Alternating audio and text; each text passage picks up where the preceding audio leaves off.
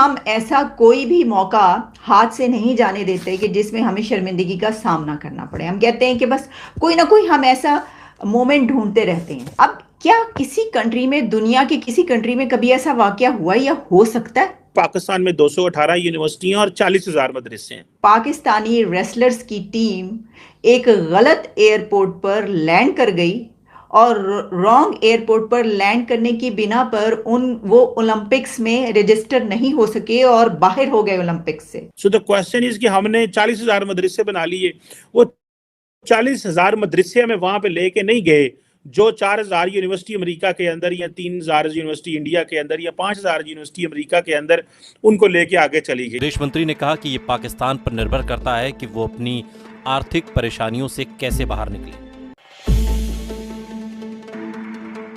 पाकिस्तान में जारी आर्थिक बदहाली पर भारत के विदेश मंत्री एस जयशंकर ने टिप्पणी की। बिना स्टेडियम में पैर रखे ही जनता को एंटरटेन करने का किसी दुनिया के किसी खिलाड़ी में टैलेंट है तो वो पाकिस्तानी खिलाड़ी में टैलेंट है, और बिना वहाँ पे कदम रखे भी वहाँ से धक्के मार के भगाए जाने का टैलेंट ये सारे के सारे ऐसे किताब हैं जिसपे पाकिस्तानियों का जो है वो मोनोपोली है, एक छत्र राज है। ये सब दुनिया में बेइज्जती कराना हो, दुनिया में अपनी खिल्ली उड़वाना हो, दुनिया से धक्के मार के भगाए जाना हो, दुनिया मुंह पे ना बोल के भगा दे, दुनिया बेइज्जत करके भगा दे, इन सब चीज़ों में और अपनी इतनी बेइज्जती करो कि दुनिया हंस हंस के उसका पेट फट जाए।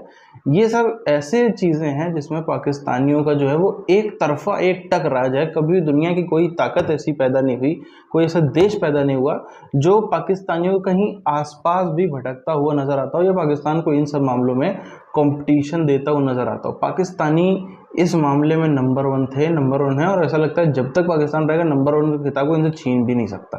मातम करने वाला बात है, सर पीटने वाली बात है ये कि ये क्या किया है। जब भी कभी पाकिस्तान में ब्लास्फेमी का आरोप लगता है, मामला सीरियस होता है, लेकिन इस बार चीनी सामने था, इसलिए शायद भीड़ की हिम्मत नहीं हुई कि उसे मारे पीटे। क्या हम इतनी जुर्रत करके ये बयान देने को तैयार हैं कि हम भारत में जाके उनके ठिकानों के ऊपर भी जाके बमबारी करेंगे?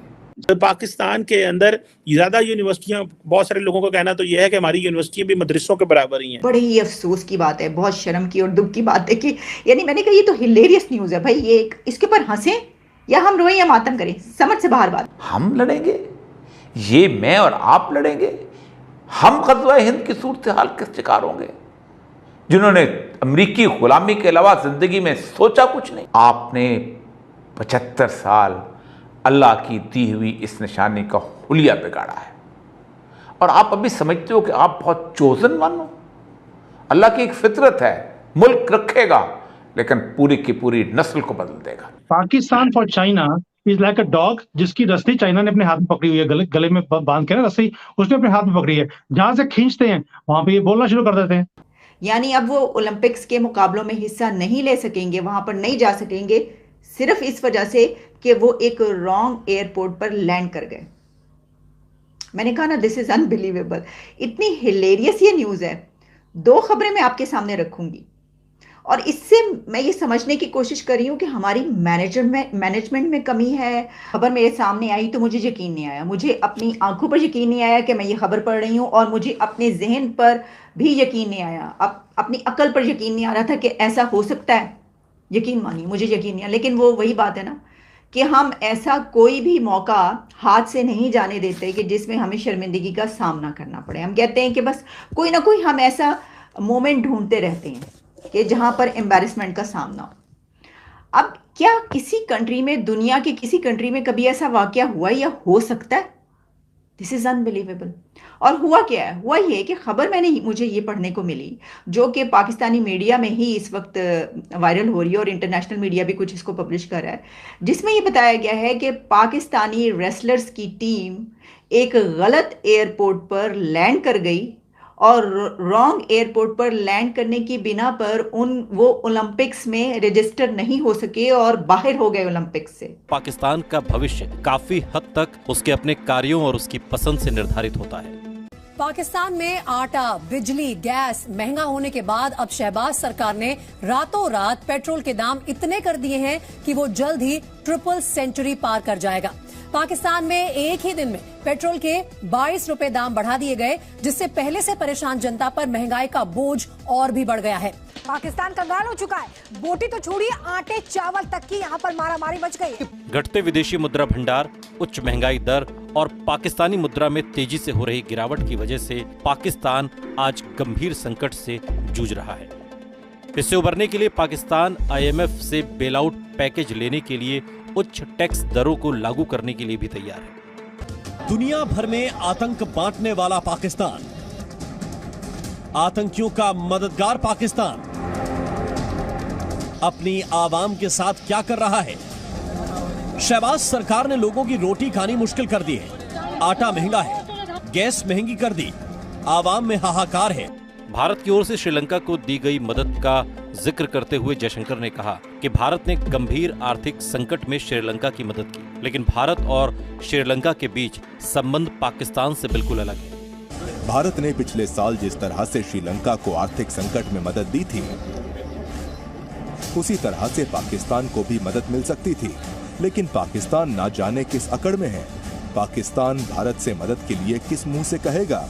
भारत के विदेश मंत्री एस जयशंकर का ये बयान पाकिस्तान के लोगों की उम्मीदों पर किसी झटके से कम नहीं है। पाकिस्तान की जनता जो इस उम्मीद में थी कि कुछ चमत्कार होगा और भारत से आर्थिक मदद मिलेगी और पाकिस्तान की आर्थिक मुश्किलें दूर होंगी, लेकिन एस जयशंकर ने एक इंटरव्यू में साफ कर दिया कि भारत पाकिस्तान की मदद नहीं करेगा। इंटरव्यू के दौरान एस जयशंकर ने श्रीलंका और पाकिस्तान के प्रति भारतीय लोगों की भावनाओं का भी जिक्र किया। है कि उनके साथ हम ट्रेड करें और ट्रेड के थ्रू ही हम डॉलर को नीचे ला सकते हैं। यहाँ पे खुशहाली होगी, ट्रेड होगी, तो यहाँ के जो सूरत हाल है, यहाँ के हालात हैं जो वो बेहतर होंगे। पाकिस्तान के साथ आज हमारा ऐसा संबंध नहीं है कि हम सीधे उस प्रक्रिया में यानी कि मदद कर सकें, और ये हमारे पड़ोसी देश पर निर्भर है कि वो इससे उबरने के लिए कोई रास्ता निकाले। 30 रुपए 120 रुपए मिल रहा है, लेकिन वो आटा खाने वाला नहीं है। खाने का मतलब ये बीमार बंदा हो जा रहा है, तो बेहतर यही है कि बंदा 10-20 रुपए ज़्यादा खर्च ले। जो महंगाई है वो बहुत ज़्यादा है। ये आटा तो लेना मुश्किल हुआ है, क्या करें, 140 अब तो मिल रहा है। पाकिस्तान को खुद अपनी मदद करनी होगी। भारत के इनकार के बाद भी पाकिस्तान की जनता भारत के भरोसे ही है। कर्ज के जाल में फंस चुके पाकिस्तान की अर्थव्यवस्था पूरी तरह से बदहाल है। सरकारी खजाना खाली हो चुका है। एस जयशंकर ने यह भी कहा कि मुझे लगता है कि पाकिस्तान का भविष्य काफी हद तक पाकिस्तान के कार्यों और उसकी पसंद से निर्धारित होता है। पाकिस्तान को आर्थिक संकट से निकालने का रास्ता वहाँ की जनता तो जानती है, लेकिन वहाँ की सरकार शायद नहीं जानती। IMF की एक रिपोर्ट की माने तो पाकिस्तान 126 अरब अमेरिकी डॉलर के कर्ज में है। इसमें सबसे ज्यादा कर्ज लगभग 30 अरब अमेरिकी डॉलर का कर्ज तो चीन का है। विश्व भर के खिलाड़ी ओलंपिक खेलने जाते हैं, अपना शानदार प्रदर्शन दिखाते हैं और उसको प्रदर्शन को देख करके जो दर्शक हैं, जो जनता है, ऑडियंस है, उनका मनोरंजन होता है, वो एंटरटेन होते हैं। पाकिस्तानियों में ये कुछ अलग ही किस्म का टैलेंट है कि ये ना ही करतब दिखाते हैं, ना ही ये कुछ भी एथलीटगिरी अपनी दिखा पाते हैं। ये बिना मैदान में, बिना स्टेडियम ग्राउंड में पैर रखे भी पब्लिक को एंटरटेन करने की खासियत रखते हैं। तो मेरा तो अनुरोध है कि गोल्ड मेडल पहला अधिकार किसी का है तो ऐसे ही लोगों का बनता है। आखिर इनको भगाया क्यों जा रहा है? जो कोई आखिर ओलंपिक क्यों देखते हैं लोग? एंटरटेनमेंट के लिए, स्वाभाविक सी बात है। अगर किसी का बिना ओलंपिक का मैच देखे, ओलंपिक शुरू होने से पहले ही कोई एंटरटेनमेंट लेके आ रहा है, कोई ओलंपिक शुरू होने से पहले ही कोई ब्रेकिंग न्यूज़ बन रहा है, बड़ी खबर बन रहा है, तो ये तो अपने आप में बहुत कमाल की बात है।